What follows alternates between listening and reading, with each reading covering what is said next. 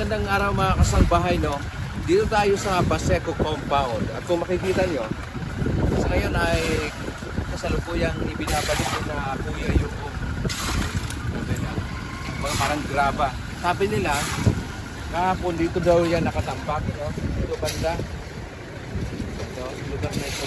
Pero dahil sa lakas ng hangin ng ulan na naranasan dito, yung graba ay nakarating dito, inanod ng malakas na baha at hindi ng dalala ng natin.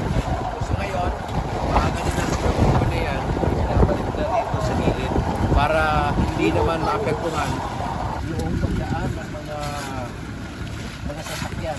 Saan ba galing yan? Yan ka po, yung mga panambak sa pamilya nyo dyan. Alam ko sa alon. Malakas hangin? Gabi, oo. Hindi hangin, alon. Doon. Oo, dagat ba?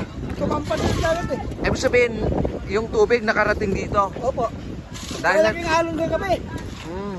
Sa lakas na rin ng hangin. Ito mo mga bato yan. Abot sa bahay. Oo. Lakas ng alon. Sa gabi. Okay. Mga nakumpisa ng alas 10 hanggang alas 11, alauna. Ang lakas. Ano yun, para may madaanan yung mga sasakyan, no? Kaya nyo? Opo. Ito, nilinis mo namin kasi kagabi, nagkahat mga bato rito. Hindi makakata yung mga sasakyan. Ito, nilinis mo namin. Biyan na yung kami dito. Tulong kami para makadaan yung mga sasakyan. Okay. Ano pangalan lang, kuya? Ernesto po. Ernesto. Tumarte. Okay. Salamat po. Sige po, salamat.